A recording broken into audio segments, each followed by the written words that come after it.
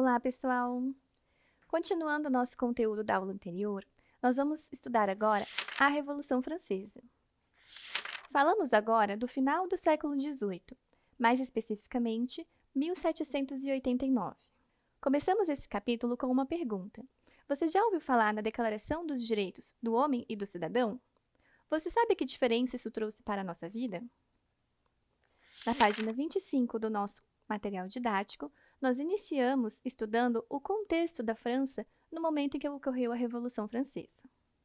Neste período, a sociedade francesa estava organizada em 4 classes. No topo da pirâmide social da França nesse período se encontravam o rei e o clero, a Igreja Católica. Essas eram as 2 primeiras classes da sociedade.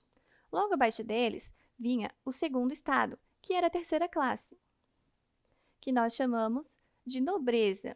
Eram aquelas pessoas que tinham posse de terras e, por isso, privilégios na sociedade. Por último, se encontrava a maior parte da população, compondo o terceiro estado. As pessoas do terceiro estado eram a maioria no país. E, como hoje, elas lutavam por seus direitos por meio de movimentos sociais. Essa classe social era composta por camponeses, servos, artesãos e a recente burguesia que surgia. A partir da página 26 do nosso material didático, nós encontramos documentos que relatam como ocorreu esse processo revolucionário na França. Na própria página 26, nós encontramos uma imagem intitulada O Despertar do Terceiro Estado, que revela a situação inicial da Revolução Francesa, quando os burgueses, camponeses e artesãos começam a reivindicar os seus direitos. Após observar com atenção a imagem e os textos, você pode realizar as atividades na página 28. Vamos ver agora como ocorreram as etapas da Revolução Francesa. Você pode acompanhar a partir da página 28 do material didático. Até o século XVIII, havia uma prisão política muito famosa na França. Ela era chamada de Bastilha. Até o início da Revolução Francesa, a Bastilha servia principalmente para armazenar armamento do Estado. Então, em 14 de julho de 1789, ocorre a queda da Bastilha, que é a tomada dessa prisão política pelos revoltosos. Esse movimento fica conhecido como símbolo principal do início da Revolução Francesa.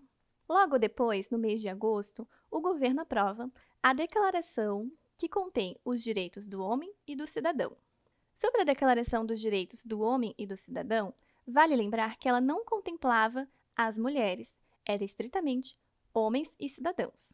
2 anos depois, em 1791, o governo francês faz uma nova concessão aos revoltosos, aprovando a nova Constituição. A nova Constituição da França, nesse momento, contemplava a divisão de poderes, diminuindo o poder do rei, que até então era absolutista. Surge, então, a divisão de poderes que conhecemos hoje, entre executivo, judiciário e legislativo.